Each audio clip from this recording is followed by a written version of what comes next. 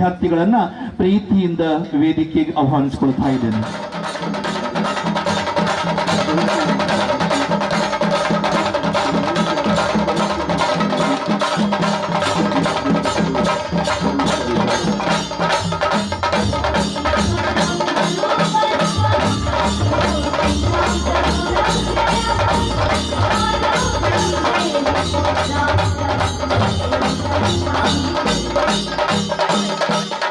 ನಮ್ಮ ಉಡುಪಿ ಜಿಲ್ಲೆ ಇದ್ದಿರ್ಬೋದು ಅಥವಾ ರಾಜ್ಯದ ಯಾವುದೇ ಜಿಲ್ಲೆಯನ್ನು ನಾವು ಅವಲೋಕನೆ ಮಾಡಿದರೆ ಪ್ರತಿಷ್ಠಿತ ಕಾಲೇಜುಗಳಿದ್ದಾವೆ. ಹೆಚ್ಚಿನ ಕಾಲೇಜುಗಳಲ್ಲಿ ಶಿಕ್ಷಣ ಹೀಗಿರ್ತದೆ, 90% 95% ವಿದ್ಯಾರ್ಥಿಗಳನ್ನು 98%ಗೆ 99%ಗೆ ತಯಾರಿ ಮಾಡಿ ಅವರನ್ನು doctor, engineers, chartered accountant, company secretary ಹೀಗೆ ಸ್ಪರ್ಧಾತ್ಮಕ ಯುಗಕ್ಕೆ ಸರಿಯಾಗಿ ಅವರನ್ನು ರೆಡಿ ಮಾಡ್ತಾರೆ.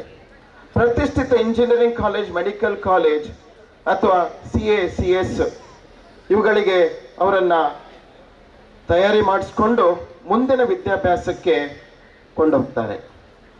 ನಮ್ಮ ಪ್ರತಿಷ್ಠಿತ ಕಾಲೇಜುಗಳ ಒಂದು ಮನವರಿಕೆ ಹೇಗಿರ್ತದೆ ಅಂತ ಹೇಳಿದ್ರೆ ಅವರಿಗೆ ಅಂಕಗಳನ್ನು ತರುವಂಥದ್ದು.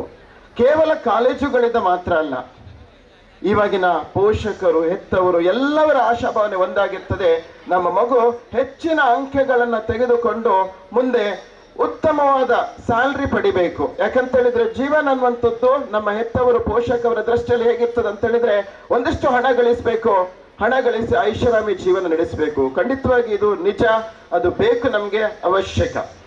ಆದರೆ ಯಾವುದೇ ಮಗು ಆಗಿರಲಿ, ಮಾನವೀಯ ಮೌಲ್ಯಗಳಿಲ್ಲದೆ ಇದ್ದ ಪಕ್ಷದಲ್ಲಿ ಅದು ಎಷ್ಟೇ ಹಣ ಗಳಿಸಿದರೂ ಖಂಡಿತವಾಗಿ ಅದು ಪ್ರಯೋಜನವಿಲ್ಲ. ಅಂತ ಮಾನವೀಯ ಮೌಲ್ಯಗಳನ್ನು ಕೊಡುವಂತ ಒಂದು ಪ್ರಯತ್ನವನ್ನ ಇವತ್ತು ನಮ್ಮ ಜನತಾ ಪದವಿ ಪೂರ್ವ ಕಾಲೇಜಲ್ಲಿ ನಾವು ಮಾಡ್ತಾ ಇದ್ದೇವೆ. ನೀವು ಕೇಳಬಹುದು, ಸರ್ ನೀವು ವ್ಯವಹಾರ ದಿನ ಮಾಡಿದ್ರೆ ಅಥವಾ ವ್ಯವಹಾರ ದಿನದಲ್ಲಿ ಮಕ್ಕಳು ಬಿಸ್ನೆಸ್ ಮಾಡ್ತಾರೆ, ಅದರಲ್ಲಿ ಮಾನವೀಯ ಮೌಲ್ಯಗಳು ಸಿಗ್ತವೆ. ನೋಡಿ, ನಮ್ಮ ವಿದ್ಯಾರ್ಥಿಗಳು ಕಳೆದ ಒಂದು 10 ರಿಂದ 15 ದಿನಗಳ ಅವಧಿಯಲ್ಲಿ ಒಂದಿಷ್ಟು ತಯಾರಿಯನ್ನ ಮಾಡ್ತಾ ಇದ್ರು. 45 ರಿಂದ 52 ಶಾಪ್ಸ್ಗಳನ್ನ ತೆರೆದುಕೊಂಡಿದ್ದಾರೆ ಈ ಒಂದು ವೇದಿಕೆಯಲ್ಲಿ. ನಾನು ಅವರನ್ನ ಭೇಟಿ ಮಾಡಿ ಕೇಳಿದಾಗ, ಅಥವಾ ನಾನು ಕೇಳಬಹುದು ಇವತ್ತಿನ ವೇದಿಕೆಯಲ್ಲಿ ನಂತರದಲ್ಲಿ ಕೇಳಬಹುದು, ಮಕ್ಕಳೇ ನಿಮ್ಮ ಕಳೆದ 5 ದಿನಗಳ ಎಕ್ಸ್ಪೀರಿಯನ್ಸ್ ಹೇಗಿದೆ ಅಂತ ಹೇಳಿದ್ರೆ ಅವರ ಒಂದು ಪ್ರೆಷರ್ ತಗೊಳ್ಳುವಂತ ವೇ, ಅವರ ಖಿನ್ನತೆ, ಟೆನ್ಷನ್ ನಿನ್ನೆ ನಾನು ನೋಡಿದ್ದೇನೆ. ಒಬ್ಬ ಮಗು ಬಂದು ಹೇಳ್ತದೆ, ಸರ್ ನಾನೊಂದು ಹೊರರ್ ಹೌಸ್ ಅಂತ ಒಂದು ಗೇಮ್ಸ್ ಅಥವಾ ಒಂದು ಸ್ಟಾಲ್ ಅನ್ನು ಹಾಕಿದ್ದೇನೆ, ನನಗೆ ಶಾಮಿಯಾನದವರು ಕೇವಲ ಶಾಮಿಯಾನ ಕೊಟ್ಬಿಟ್ರು, ಕಟ್ಟಿ ಕೊಡ್ಲಿಲ್ಲ. ಆ ಮಗು ಹೇಳುವ ಛಾಯೆ ನೋಡಿದ್ರೆ ನನಗೆ ಟೆನ್ಷನ್ ಆಗ್ತಿತ್ತು. ನಾನು ಒಂದು ಆನ್ಸರ್ ಕೊಟ್ಟೆ, ನೀನು ಬಿಸ್ನೆಸ್ ಮಾಡ್ತೀಯ ಅಂತ ಹೇಳಿದ್ರೆ ನೀನ್ ಟೆನ್ಷನ್ ತಗೊಳ್ಬೇಕು, ಪ್ರೆಷರ್ ತಗೊಳ್ಳೇಬೇಕು. ಹಾಗಿದ್ದಾಗ ಮಾತ್ರ ಮುಂದೊಂದು ದಿನ ನೀನ್ ರತನ್ ಟಾಟಾ ಆಗ್ಬಹುದು. ಸೊ ಈ ಮಾತನ್ನು ನಿನ್ನೆ ದಿನ ನಾನು ಹೇಳಿದ್ದೇನೆ. ಹಾಗೆ ಇವತ್ತು ಈ ವೇದಿಕೆಯಲ್ಲಿ ನನ್ನ ಪ್ರಕಾರ 1500ಕ್ಕೂ ಮಿಕ್ಕಿ ವಿದ್ಯಾರ್ಥಿಗಳು ಕೂತ್ಕೊಂಡಿದ್ದೀರಿ, ಹಾಗೆ ಬೋಧಕೇತರ ಸಿಬ್ಬಂದಿ ವರ್ಗದವರಿದ್ದೀರಿ, ಉಪನ್ಯಾಸಕರಿದ್ದೀರಿ. ನಾನು ನಿಮ್ಮಲ್ಲಿ ಕೇಳ್ಕೊಳ್ಳೋದಷ್ಟೇ, ನಮ್ಮ ಪದವಿ ಪೂರ್ವ ಕಾಲೇಜಿನ ವಾಣಿಜ್ಯ ವಿಭಾಗದ ವಿದ್ಯಾರ್ಥಿಗಳೇ ಒಂದು ಜೋರಾದ ಚಪ್ಪಾಳೆ ಬೇಕು. ಯಾಕಂತ ಹೇಳಿದ್ರೆ ಇವತ್ತು ಈ ಒಂದು ವೇದಿಕೆಯನ್ನು ಸಜ್ಜು ಮಾಡಿದ್ದಾರೆ ಅಂತ ಹೇಳಿದ್ರೆ ಈ ಘನ ವೇದಿಕೆಯಲ್ಲಿ ಅದೆಷ್ಟು ಅತಿರಥ ಮಹಾರಥರು ಕೂತ್ಕೊಂಡಿದ್ದಾರೆ, ಬಿಸ್ನೆಸ್ ಮ್ಯಾನ್ ಇದ್ದಾರೆ, ಅವರು ತಮ್ಮ ಅನಿಸಿಕೆಯನ್ನ ಹೇಳಲಿಕ್ಕಿದ್ದಾರೆ. ಹಾಗೆ ನನ್ನದೊಂದೆರಡು ಅನಿಸಿಕೆಯನ್ನು ನಿಮ್ಮ ಮುಂದೆ ಹೇಳಲಿಕ್ಕೆ ಇಷ್ಟಪಡ್ತೇನೆ. ಆ ಅನಿಸಿಕೆ ಏನಂತ ಹೇಳಿದ್ರೆ, ನಾನು ಒಬ್ಬ ಬಿಸ್ನೆಸ್ ಮ್ಯಾನ್. 2 ವರ್ಷದ ಹಿಂದೆ ನಾನು ಸಂಸ್ಥೆಯನ್ನ ಸ್ಥಾಪನೆ ಮಾಡಿದಾಗ ಅದು ಹೇಗಿತ್ತು ಅಂತ ಹೇಳಿದ್ರೆ, ಈ ಸಮಾಜ ನಮ್ಮನ್ನ ಮೊದಲ ಬಾರಿಗೆ ಸ್ವೀಕರಿಸುವುದಿಲ್ಲ. ಯಾವ ರೀತಿ ನಮ್ಮನ್ನು ಕಾಣುತ್ತಂತ ಹೇಳಿದ್ರೆ, ನಮ್ಮ ಒಂದು ಬಿಸ್ನೆಸ್ಗೆ ರಿಲೇಟ್ ಆಗದೆ ಇದ್ದವರು ಕೂಡ ನಿಮ್ಮ ಕಡೆಗೆ ಕಲ್ಲೆಸಿತಾರೆ, ನಿಮ್ಮನ್ನ ಎಲ್ಲಿ ದಾರಿ ತಪ್ಪಿಸ್ಬೇಕಂತ ನೋಡ್ತಾರೆ. ಆವಾಗ ಇಲ್ಲಿ ನಮ್ಮಲ್ಲಿ ನಡೆದಿರುವಂತ ಒಂದು ಸಣ್ಣ ಪುಟ್ಟ ಶಾಪ್ ಹಾಕೊಂಡಿರೋ ವಿದ್ಯಾರ್ಥಿಗಳಿಗೆ ಹೇಳ್ತಿರೋ ಮಾತಿದು, ಮುಂದಿನ ದೊಡ್ಡ ಒಂದು ಬಿಸ್ನೆಸ್ ಮೆನ್ ಆಗ್ಬೋದು. ಈ ಮಾತನ್ನ ಕೇಳ್ಕೊಳ್ಳಿ ವಿದ್ಯಾರ್ಥಿಗಳೇ, ವೆರಿ ಇಂಪಾರ್ಟೆಂಟ್. ಯಾಕಂತ ಹೇಳಿದ್ರೆ ಇದು ನನ್ನ ಅನುಭವ ಹೇಗಿತ್ತು ಅಂತ ಹೇಳಿದ್ರೆ, ನಾನು ಒಂದು ಸಂಸ್ಥೆಯನ್ನ ಸ್ಟಾರ್ಟ್ ಮಾಡ್ತೇನೆ ಅಂತ ಹೇಳಿದ್ರೆ 2022, ಹಾಗೆ ಈ ವರ್ಷ 2024 ಮತ್ತೊಂದು ಸಂಸ್ಥೆಯನ್ನ ನಾನು ಶುರು ಮಾಡ್ತೀನಿ.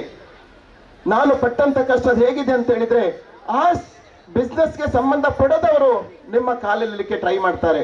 ನಿಮ್ಮ ಕಡೆಗೆ ಕಲ್ಲೆಸಿತಾರೆ. ನಾನು ಕಲ್ಲೆಸಿದ್ದಾಗ ಚಿಂತೆ ಮಾಡಲಿಲ್ಲ. ನಾನು ನಮ್ಮ HM ಮೇಡಮ್ ಇದ್ದಿರ್ಬೋದು, ಉಪ ಪ್ರಾಂಶುಪಾಲರು ಇದ್ದಿರ್ಬೋದು, ನಮ್ಮ SW ಆಫೀಸರ್ ಇದ್ದಿರ್ಬೋದು, ಒಂದು ಮಾತು ಹೇಳ್ತಾ ಇದ್ದೆ, ಅವ್ರು ಎಷ್ಟೇ ಕಲ್ಲೆಸಲಿ ಆ ಕಲ್ಲನ್ನ ನೀವು ಶೇಖರಣೆ ಮಾಡಿ ಇಟ್ಕೊಳ್ಳಿ. ನೀವು 1 ಸ್ಟೆಪ್ ಇಂದ 10 ಸ್ಟೆಪ್ ಹೋಗುವಾಗ ನಿಮಗೆ ಸಮಯ ತಗೊಳ್ತದೆ. ನಿಮ್ಗೆ ಯಾರು ಕಲ್ಲೆಸಿದ್ದಾರೆ, ಯಾರು ನಿಮ್ಮ ಕಾಲು ಎಳಿತಾ ಇದ್ದಾರೆ ನೋಡಿ, ಅಥವಾ ನಿಮ್ಮ ಬಿಸ್ನೆಸ್ಗೆ ರಿಲೇಟ್ ಆಗದೆ ಇದ್ದವರು ನಿಮ್ಮನ್ನ ದಾರಿ ತಪ್ಪಿಸ್ಲಿಕ್ಕೆ ಟ್ರೈ ಮಾಡ್ತಾ ಇದ್ದಾರೆ ನೋಡಿ, ಅವರನ್ನ ಒಂದು ರೈಟ್ ಹ್ಯಾಂಡ್ ಒಂದು ಲೆಫ್ಟ್ ಹ್ಯಾಂಡ್ ಅಲ್ಲಿ ಒಟ್ಟಿಗೆ ಕರೆದುಕೊಂಡು ಹೋಗಿ. ನೀವು ಒಟ್ಟಿಗೆ ಕರೆದುಕೊಂಡು ಹೋಗುವಾಗ ನೀವು 1ರಿಂದ 2 ಸ್ಟೆಪ್ ಹತ್ತುವ ಬದಲಿಗೆ 1ರಿಂದ 10 ಸ್ಟೆಪ್ ಹತ್ತುತ್ತೀರಿ ಮಕ್ಕಳೇ. ಸೊ ಈ ವಿಚಾರವನ್ನು ನಿಮ್ಮ ಬಿಸ್ನೆಸ್ ಅಲ್ಲಿ ನೆನ್ಪಿಟ್ಕೊಳ್ಳಿ. ನಿಮಗೆ ಆಗದೆ ಇದ್ದವರು ಅಥವಾ ನಿಮ್ಮ ಬಿಸ್ನೆಸ್ಗೆ ಅಡ್ಡಿಗಳು ಹಾಕುವವರಿದ್ದಾರೆ, ಖಂಡಿತ ಅವರನ್ನ ನೆಗ್ಲೆಕ್ಟ್ ಮಾಡಬೇಡಿ, ನೆಗೆಟಿವ್ ಆಗಿ ಟ್ರೀಟ್ ಮಾಡಬೇಡಿ. ಅವರನ್ನ ಒಟ್ಟಿಗೆ ಕರೆದುಕೊಂಡು ಹೋಗಿ 1 ಸ್ಟೆಪ್ ಇಂದ 10 ಸ್ಟೆಪ್ ಹತ್ತಬೇಕಂತ ಹೇಳ್ಕೊಳ್ತಾ, ಇವತ್ತು ಈ ಒಂದು ಕಾರ್ಯಕ್ರಮ ಒಂದು ಯಶಸ್ವಿ ಕಾರ್ಯಕ್ರಮ ಆಗ್ಬೇಕಂತ ಆಶಿಸ್ತಾ, ಶ್ರೀ ದೇವರಲ್ಲಿ ಪ್ರಾರ್ಥನೆ ಮಾಡ್ಕೊಳ್ತಾ, ನಮಸ್ಕಾರ. ಈ ಗ್ರಾಮದ ದೇವರನ್ನು ಮನಸಾರೆ ನೆನೆಸ್ಕೊಳ್ತಾ, ಇವತ್ತು ವೇದಿಕೆಯ ಮೇಲ್ಭಾಗದಲ್ಲಿರುವ ನಮ್ಮ ಪೂಜ್ಯರಾದ ಪ್ರಿನ್ಸಿಪಲ್ ಆದ ಶ್ರೀ ಗಣೇಶ್ ಮೊಗಯೂರು ಸಾರ್ಗೂ ನಾನು 2 ಕೈ ಹಿಡಿದು ವಂದಿಸ್ತಾ ಇದ್ದೇನೆ. ಹಾಗೆಯೇ ಇವತ್ತು ವೇದಿಕೆಯಲ್ಲಿ ಇರತಕ್ಕ ಎಲ್ಲ ಗಣ್ಯಾಧಿ ಗಣ್ಯರು ಎಲ್ಲರಿಗೂ ಸಹ ನಾನು ವಂದಿಸ್ತಾ, ವೇದಿಕೆಯ ಮುಂಭಾಗದಲ್ಲಿರುವ ಈ ಎಲ್ಲ ನನ್ನ ಪ್ರೀತಿಯ ವಿದ್ಯಾರ್ಥಿನಿಯರಿಗೆ ಎಲ್ಲರಿಗೂ ಸಹ ನಾನು 2 ಕೈ ಮುಗಿದು ವಂದಿಸ್ತಾ ಇದ್ದೇನೆ. ಅದರಲ್ಲೂ ಇವತ್ತು ಜನತಾ PU ಕಾಲೇಜಿನ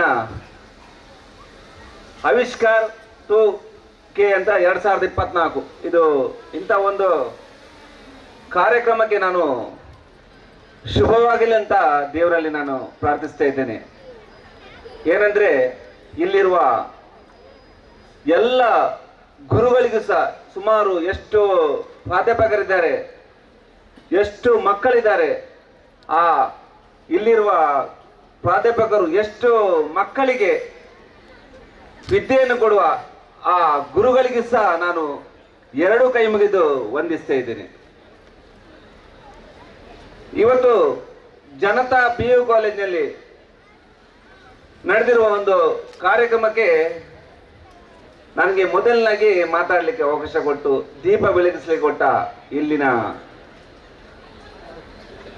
ಪ್ರಿನ್ಸಿಪಲ್ ಸಾರಿಗೆ ಹಾಗೂ ಎಲ್ಲ ಅಧ್ಯಾಪಕರಿಗೂ ನಾನು ಹೃದಯಪೂರ್ವಕವಾಗಿ ವಂದಿಸ್ತಾ ಇದ್ದೇನೆ. ಏನಂದ್ರೆ ಇಲ್ಲಿರುವ ವಿದ್ಯಾರ್ಥಿಗಳು ಎಲ್ಲ ವಿದ್ಯಾರ್ಥಿನಿಯರು ಒಂದು ಸ್ವಲ್ಪ ಯಾರೂ ಮಾತನಾಡಬೇಡಿ. ನೀವು ನಿಮ್ಮ ಕಿವಿಯನ್ನು ವೇದಿಕೆಯ ಮೇಲೆ ಇಡಿ. ಯಾಕೆಂದ್ರೆ ನೀವಿರುವ ಇಂದಿನ ಮಕ್ಕಳೇ ದೇಶದ ಒಂದು ಕೀರ್ತಿ ಆಗಬೇಕು. ಯಾಕೆಂದ್ರೆ ಇಲ್ಲಿರುವ ಒಂದು ಚಿಕ್ಕ ಮಕ್ಕಳಾಗಲಿರಲಿ, ಎಲ್ಲ ವಿದ್ಯಾರ್ಥಿಗಳು ಇವತ್ತು ಒಳಗೆ ಬರುವಾಗ ಸುಮಾರು 40 ಸ್ಟಾಲ್ ಇದೆ. ಆ ಸ್ಟಾಲಲ್ಲಿ ಎಲ್ಲರಿಗೆ ಸಹ ವ್ಯವಹಾರ ಹೇಗೆ ಮಾಡಬೇಕಂತ ಇಲ್ಲಿನ ಅಧ್ಯಾಪಕರು ಪ್ರಿನ್ಸಿಪಲ್ ಸಾರು ಹೇಳಿಕೊಟ್ಟಿದ್ದಾರೆ. ಯಾಕೆಂದ್ರೆ ನೀವೊಂದು ದಾರಿಯಲ್ಲಿ ಹೋಗಿ ಈಗ ನೀವು ವ್ಯವಹಾರ ಹೇಗೆ ಮಾಡ್ತೀರಿ, ಮುಂದೊಂದು ದಿನ ನೀವು ದೊಡ್ಡ ವ್ಯಕ್ತಿಗಳಾಗ್ತೀರಿ. ಆ ಒಂದು ಕೆಲಸಕ್ಕೆ ನಿಮ್ಗೆ ಇವತ್ತು ಇಲ್ಲೊಂದಿಷ್ಟೊಂದು ವ್ಯವಹಾರಕ್ಕೆ ಅನುವು ಮಾಡಿಕೊಟ್ಟಿದ್ದಾರೆ. ಇಲ್ಲಿರುವ ಎಲ್ಲ ವಿದ್ಯಾರ್ಥಿಗಳು ಸಹ ಗಮನದಲ್ಲಿಟ್ಕೊಳ್ಳಿ. ಯಾಕೆಂದ್ರೆ ನಾನು ಇವತ್ತೊಂದು ಇಲ್ಲಿ ಮಾತಾಡಲಿಕ್ಕೆ ಬರಬೇಕಾದ್ರೆ ನಿಮ್ಮಂತ ಮಕ್ಕಳು, ಎಲ್ಲ ತಾಯಂದಿರು, ಎಲ್ಲ ಅಣ್ಣಂದಿರ ಆಶೀರ್ವಾದದಿಂದ ನಾನು ಈ ವೇದಿಕೆಯಲ್ಲಿದ್ದೇನೆ. ಇವತ್ತು ಒಂದು ವೇದಿಕೆಗೆ ಬರಬೇಕಾದ್ರೆ ಎಲ್ಲರೂ ಒಂದು ಎಲೆಮರೆ ಕಾಯಿ ಆಗಿರ್ತೀರಿ. ಇದರಲ್ಲಿ ಎಷ್ಟೋ ಜನ ಸಾಧಕರಿದ್ದೀರಿ. ನೀವು ಇಲ್ಲಿ ಕುಳಿತಿರುವ ಚಿಕ್ಕ ಚಿಕ್ಕ ಮಕ್ಕಳಾಗಿರ್ಲಿ, ನಿಮ್ಮಲ್ಲಿ ಒಂದು ಪ್ರತಿಭೆ ಇದೆ. ಆ ಪ್ರತಿಭೆಯನ್ನುಂಟಲ್ಲ ನೀವು ನಿಮ್ಮ ಶಾಲೆಯಲ್ಲಿ ತೋರಿಸಿದ್ರೆ ಇವತ್ತು ನೀವು ಎಲ್ಲಿ ತೋರಿಸಿದಿರಿ ಅದು ಮುಂದೊಂದಿನ ನೀವು ಕಂಡ ಭಾರತ ದೇಶದಲ್ಲಿ ಒಂದು ಒಳ್ಳೆಯ ಒಂದು ಸಾಧನೆಯನ್ನು ಮಾಡ್ಬೋದು. ಈಗ ಎಷ್ಟೋ ಮಕ್ಕಳಿದ್ದಾರೆ, ಮಕ್ಕಳಿಲ್ಲ, ಊಟ ಮಾಡುವಾಗ ತಿಂಡಿ ತಿನ್ನುವಾಗ ಎಷ್ಟು ಜನ ತಮ್ಮ ಕೈಯಲ್ಲಿ ಮೊಬೈಲ್ ಇಟ್ಕೊಂಡು ಊಟ ತಿಂಡಿ ಮಾಡ್ತೀರಿ? ಮೊದಲು ನೀವು ಊಟ ತಿಂಡಿ ಮಾಡುವಾಗ ನಿಮ್ಮ ಕೈಯಲ್ಲಿರುವ ಮೊಬೈಲ್ ಅನ್ನು ಸ್ವಲ್ಪ ಒಂದು 5-10 ನಿಮಿಷ ಬಿಟ್ಟಿರ್ಬೇಕಾಗತ್ತೆ. ಯಾಕೆಂದ್ರೆ ಎಷ್ಟೋ ಮಕ್ಕಳು 14-15 ವರ್ಷ ಚಿಕ್ಕ ಮಕ್ಕಳಿಂದ ಹಿಡಿದು ಎಲ್ಲರ ಕೈಯಲ್ಲಿ ಸಹ ಮೊಬೈಲ್. ಎಷ್ಟೋ ಮಕ್ಕಳು ಆ ಮೊಬೈಲ್ ಅನ್ನು ಸ್ವಲ್ಪ ಊಟ 14-15 ವರ್ಷ ಕಮ್ಮಿ ಮಾಡಬೇಕು. ಚಿಕ್ಕ ಮಕ್ಕಳಿಂದ ಹಿಡಿದು ಎಲ್ಲರ ಕೈಯಲ್ಲಿ ಸಹ ಮೊಬೈಲ್. ಆ ಮೊಬೈಲ್ ಅನ್ನು ಸ್ವಲ್ಪ ಊಟ ತಿಂಡಿಗಾದ್ರೂ ಸಹ ನೀವು ಕಮ್ಮಿ ಮಾಡಬೇಕು. ಯಾಕೆಂದ್ರೆ ಇಲ್ಲಿ ತಾಯಿ ತಂದೆ ಹೆಚ್ಚಿನ ಕಡೆ ಈಗ ಚಿಕ್ಕ ಮಕ್ಕಳು ಸಹ ಮನಸ್ಸಿಗೆ ಏನಾದ್ರು ನೋವಾದ್ರೆ, ತಾಯಿ ತಂದೆ ಏನಾದ್ರು ಬೈದ್ರೆ, ಶಾಲೆಯಲ್ಲಿ ಗುರುಗಳು ಏನಾದ್ರು ಹೇಳಿದ್ರೆ ಸಿಟ್ಟಲ್ಲಿ ಹೋಗಿ ಎಲ್ಲಾದ್ರೂ ಜೀವಕ್ಕೆ ಅಪಾಯ ಮಾಡ್ಕೊಳ್ತೀರಿ. ಯಾಕೆಂದ್ರೆ ಮೊನ್ನೆ ನಾನು ದಾವಣಗೆರೆಯಲ್ಲಿ ಸಹ ಒಂದು 13 ವರ್ಷದ ಒಂದು ಹೆಣ್ಣು ಮಗಳು, 13 ವರ್ಷದ ಹೆಣ್ಣು ಮಗಳು ತಾಯಿ ಮೊಬೈಲ್ ಕೊಡ್ಲಿಲ್ಲ ಅಂತ ಹೇಳಿ ಆತ್ಮಹತ್ಯೆ ಮಾಡ್ಕೊಂಡ್ರು. ಮೊನ್ನೆ ನಮ್ಮ ಊರಿನ ಪಕ್ಕ ಉಡುಪಿ ಹತ್ರನೇ ಒಂದು ಶಾಲೆಯ ಒಂದು 13 ವರ್ಷದ ಹುಡುಗ ತಂದೆ ತಾಯಿ ಏನೋ ಮೊಬೈಲ್ ಕೊಡ್ಲಿಲ್ಲ ಅಂತ ಹೇಳಿ ಶಾಲೆಯ ಬಾವಿಗೆ ಬಿದ್ದು ಮಾತ್ರ. ಯಾರಿಗೆ ಕಮ್ಮಿ ಆಗೋದು? ನಿಮ್ಮ ತಂದೆ ತಾಯಿ ನಿಮ್ಮನ್ನು ಬೆಳೆಸಲಿಕ್ಕೆ ಎಷ್ಟು ಕಷ್ಟಪಡ್ತಾರೆ. 1 ವರ್ಷದಿಂದ 15 ವರ್ಷ ದೊಡ್ಡವರಾಗಲಿ ಎಷ್ಟು ಕಷ್ಟ ಆಗ್ತದೆ. ಅದಕ್ಕೆ ಹೇಳ್ತಿದ್ದೇನೆ, ಮೊದಲನಾಗಿ ತಂದೆ ತಾಯಿ ಮಕ್ಕಳಿಗೆ ಚಿಕ್ಕದಿರುವಾಗ ಊಟ ತಿಂಡಿಯನ್ನು ಕೊಡೋದು ತಪ್ಪು ಮಾಡ್ತಾರೆ. 20 ವರ್ಷದ ಹಿಂದೆ ಮಕ್ಕಳಿಗೆ ಊಟ ಕೊಡುವಾಗ ಬಾನಲ್ಲಿ ಚಂದಿರ ತೋರಿಸ್ತಾರೆ, ನಕ್ಷತ್ರ ತೋರಿಸ್ತಾರೆ, ಎದುರಿಸಿ ಗುಂಗ ಬಂದಂತೇಳಿ ಊಟ ಕೊಡ್ತಾರೆ. ಆದ್ರೆ ಈಗಿನ ತಂದೆ ತಾಯಿ ತಪ್ಪು ಮಾಡ್ತಾ ಇದ್ದಾರೆ. ಈಗಿನ ಮಕ್ಕಳಿಗೆ ಚಿಕ್ಕ ವಯಸ್ಸಲ್ಲಿ ಊಟ ಮಾಡುವಾಗ ಆ ಮೊಬೈಲ್ ಹಾಕಿ ಅದರಲ್ಲಿ ಡೋರೆಮಾನ, ಮಿಕ್ಕಿ ಮೌಸ್ ಹಾಕಿ ಏನಾದ್ರೂ ಹಾಕಿ ಊಟ ಕೊಡ್ತಾರೆ. ಅದು ತಂದೆ ತಾಯಿ ಮಾಡೋ ತಪ್ಪು. ಆದ್ರಿಂದ ಆ ತಂದೆ ತಾಯಿ ತಪ್ಪು ಮಾಡಿದ್ರು ಸಹ ಎಲ್ಲ ವಿದ್ಯಾರ್ಥಿಗಳು ಸಹ ನೀವು ಊಟ ಮಾಡುವಾಗ ತಿಂಡಿ ಮಾಡುವಾಗ ಯಾವತ್ತು ಮೊಬೈಲ್ ಅನ್ನು ಬಳಸಬೇಡಿ. ಎಷ್ಟು ಜನ ಮೊಬೈಲ್ ಬಳಸ್ತೀರಿ ಇಲ್ಲಿ ವಿದ್ಯಾರ್ಥಿಗಳು? ಕೈ ಎತ್ತಿ ಊಟ ತಿಂಡಿ ಮಾಡುವಾಗ. ಯಾರು ಇಲ್ಲ, ಒಳ್ಳೇದಾಗಿದೆ. ಎಲ್ಲರೂ ಸಹ ಒಳ್ಳೆ ಜನತಾ ಶಾಲೆಯ ಕಾಲೇಜಲ್ಲಿ ಎಲ್ಲ ಶಿಕ್ಷಣ ಟೀಚರ್ ಯಾಕೆಂದ್ರೆ ಹೇಳ್ಕೊಟ್ಟಿದ್ದಾರೆ. ನಾನೊಬ್ಬ ಮುಳುಗು ತಜ್ಞ ಅಂದ್ರೆ ನಿಮ್ಗೆ ಗೊತ್ತಿರ್ಬೋದು.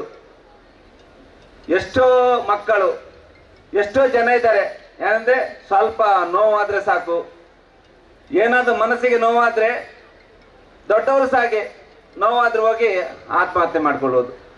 ಮೊನ್ನೆ ನಮ್ಮ ಬಾಗಲಕೋಟೆ ಹತ್ರ ತಂದೆಗೆ ಏನೋ ಸಾಲ ಮಾಡಿದ್ದಾನೆ. ಸಾಲ ಮಾಡಿದಕ್ಕೆ ಸಾಲ ಕಟ್ಟಲಿಕ್ಕೆ ಆಗಿಲ್ಲ ಅಂತೇಳಿ ತನ್ನ 1 ವರ್ಷದ ಮಗು, 2 ವರ್ಷದ ಮಗು, 4 ವರ್ಷದ ಮಗು ತಗೊಂಡೋಗಿ ಸೇತುವೆಗೆ ಹಾಕಿ ತಾನು ಮರಣ ಪಟ್ಟಿದ್ದಾನೆ.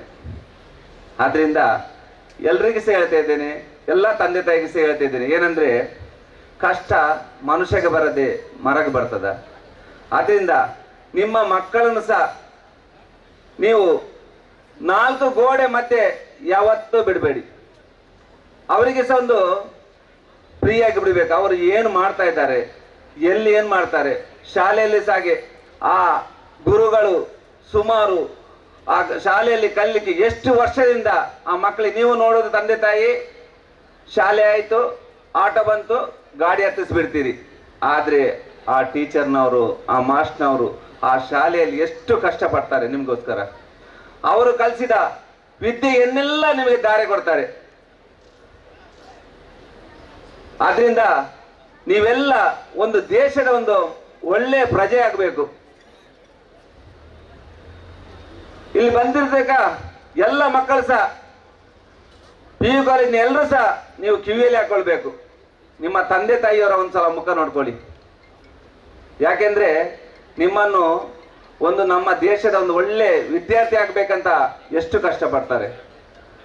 ನಿಮ್ಮ ಭವಿಷ್ಯವನ್ನು ಉಜ್ವಲ ಮಾಡಲಿಕ್ಕೆ ನಮ್ಮ ಗುರುಗಳು ತಮ್ಮ ದಿನವಿಡಿಯನ್ನು ಇಲ್ಲೇ ಶಾಲೆಯಲ್ಲಿ, ಯಾಕೆಂದ್ರೆ ಅವರ ಮನೆಯಲ್ಲಿ ಟೀಚರ್ಸ್ನವರ ಮನೆಯಲ್ಲಿ ಮಕ್ಕಳು ಹುಷಾರಿಲ್ಲದ ಸಹ ಮನೆಯಲ್ಲಿ ಬಿಟ್ಟು ನಿಮಗೋಸ್ಕರ ಪಾಠ ಹೇಳಲಿಕ್ಕೆ ಬರ್ತಾರೆ. ಎಷ್ಟೋ ಟೀಚರ್ ನಾನು ನೋಡಿದ್ದೀನಿ, ತನ್ನ ಮನೆಯನ್ನು ಮಕ್ಕಳಲ್ಲೂ ಮನೆಯಲ್ಲಿ ಬಿಟ್ಟು ಆಸ್ಪತ್ರೆಗೆ ಕರ್ಕೊಂಡು ಹೋಗ್ಲಿ ಎಷ್ಟು ಬಂಗಾದ್ರೂ ಸಹ ನಿಮಗೆ ಒಂದು ಸುಮಾರು ಒಂದು ಕ್ಲಾಸಲ್ಲಿ 40 ಮಕ್ಕಳಿಗೆ ಪಾಠ ಮಾಡ್ತಾರೆ. ಆ ತಾಯಿಗೆ ನಾನು, ಆ ಗುರುಗಳಿಗೆ ನಾನು ಹೃದಯಪೂರ್ವಕವಾಗಿ ವಂದಿಸ್ತಾ ಇದ್ದೀನಿ. ಅವರ ಎಷ್ಟು ನೋವಿದ್ರೂ ಪರವಾಗಿಲ್ಲ, ನೀವೊಂದು ದೇಶದ ಒಳ್ಳೆ ಪ್ರಜೆ ಆಗಬೇಕು. ಅದರಿಂದ ಇಲ್ಲಿರುವ ಪ್ರತಿಯೊಂದು ವಿದ್ಯಾರ್ಥಿನಿಯರು ಸಹ ಮೊಬೈಲ್ ಅನ್ನು ಸ್ವಲ್ಪ ಆದಷ್ಟು ಕಮ್ಮಿ ಮಾಡಿ, ಅದರಿಂದ ದುಷ್ಪರಿಣಾಮಗಳು ಜಾಸ್ತಿ ಆಗ್ತದೆ. ಯಾಕೆಂದ್ರೆ ಮಂಡ್ಯದಲ್ಲಿ ಒಂದು ವಾರ ಆದಷ್ಟೇ 14 ವರ್ಷದ ಹುಡುಗಿ ತಾಯಿ ಮೊಬೈಲ್ ಕೊಡ್ಲಿಲ್ಲ ಅಂತೇಳಿ ಓಡಿ ಹೋಗಿ ರೈಲ್ವೆ ಸ್ಟೇಷನ್ ಅಲ್ಲಿ ಇದ್ಲು. ಯಾರ ದುಷ್ಟರ ಕಣ್ಣಿಗೆ ಬೀಳಲಿಲ್ಲ. ಮರುದಿವಸ ನಮ್ಮ ವಾಟ್ಸಪ್ಪಲ್ಲೆಲ್ಲ ಹುಡುಗಿ ಓಡಿ ಹೋದ ವಿಷಯ ಹಾಕಿದ ಮೇಲೆ ತಕ್ಷಣ ಅಲ್ಲಿಂದ ಕರ್ಕೊಂಡು ಬಂದು ಮನೆಗೆ ಬಿಟ್ಟಿದ್ದಾರೆ. ಇದೇ ರೀತಿ ತುಂಬಾ ಮಕ್ಕಳು ಮೊಬೈಲಿಂದ ದುಷ್ಪರಿಣಾಮ. ನಿಮ್ಗೆ ಪಾಠ ಬರ್ತದೆ, ಪಾಠ ಓದಿ ನೀವು ಅಲ್ಲೇ ಇಡಬೇಕು. ಯಾಕೆಂದ್ರೆ ಅದರಿಂದ ನೀವು ದುಷ್ಪರಿಣಾಮಗಳು ನೋಡಿದ್ರೆ ತುಂಬಾ ಕಷ್ಟ ಆಗ್ತದೆ. ಯಾಕೆಂದ್ರೆ ನೀವು ನಮ್ಮ ದೇಶದ ಒಂದು ಭದ್ರ ಬುನಾದಿ. ನಿಮ್ಮಲ್ಲಿ ಸಹ ಒಂದು ಸಾಧನೆ ಮಾಡುವ ಒಂದು ಪ್ರಯತ್ನ ನಿಮ್ಮಲ್ಲಿದೆ. ಅದರಿಂದ ನಾವು ನೋಡಿ ಇವತ್ತು ಈ ಮಟ್ಟ ಬರಬೇಕಾದ್ರೆ ನನಗೆ ಸಹ ಕಷ್ಟ ಎಲ್ಲ ಆಗಿದೆ. ನಿಮ್ಮಲ್ಲಿ ಹೇಳ್ಕೊಳ್ಳೋದಾದ್ರೆ ಹೇಳ್ಕೊಳ್ಬಹುದು. ನಾನು ಸಹ ನೋಡಿ, ನನಗೆ ಮದುವೆ ಆಗಿ ಸುಮಾರು 25 ವರ್ಷಗಳಾಗಿದೆ. ನನಗೆ ಸಹ 3 ಮಕ್ಕಳಿದ್ದಾರೆ. ಓಡಾಡುವವರಲ್ಲ, ಶಾಲೆ ಹೋಗುವವರಲ್ಲ, 3 ಮಕ್ಕಳು ಸಹ ವಿಶೇಷ ಚೇತನರು. 3 ಮಕ್ಕಳು ವಿಶೇಷ ಚೇತನರು. ಅದರಲ್ಲಿ ಸಹ ನನ್ನ ದೊಡ್ಡ ಮಗ 23 ವರ್ಷದವ, ಎರಡನೇ ಮಗ 21 ವರ್ಷ, ಮತ್ತೊಂದು ಮಗಳಿದ್ದಾಳೆ 7 ವರ್ಷ. ಆ 3 ಮಕ್ಕಳು ಸಹ ಶಾಲೆಗೆ ಹೋಗಿಲ್ಲ. ಇವತ್ತು ಇಲ್ಲಿನ ಗಣೇಶರು ನನಗೊಂದು ನಿಮ್ಮಂತ ಎಲ್ಲ ಮಕ್ಕಳು ನೋಡುವ ಒಂದು ಅವಕಾಶ ಮಾಡಿಕೊಟ್ಟಿದ್ರಲ್ಲ, ನಿಮಗೆಲ್ಲರಿಗೂ ಸಹ ನಾನು ಹೃದಯಪೂರ್ವಕ ವಂದಿಸ್ತಾ ಇದ್ದೇನೆ. ಯಾಕೆಂದ್ರೆ ನನ್ನ ಮಕ್ಕಳು ಶಾಲೆಗೆ ಹೋಗಿಲ್ಲ ಆದ್ರೂ ಸಹ ಇಷ್ಟು ಮಕ್ಕಳ ನೋಡುವ ಒಂದು ಭಾಗ್ಯ ಕೊಟ್ರಲ್ಲ, ಅದಕ್ಕಿಂತ ಪುಣ್ಯ ನನಗೇನಿದೆ.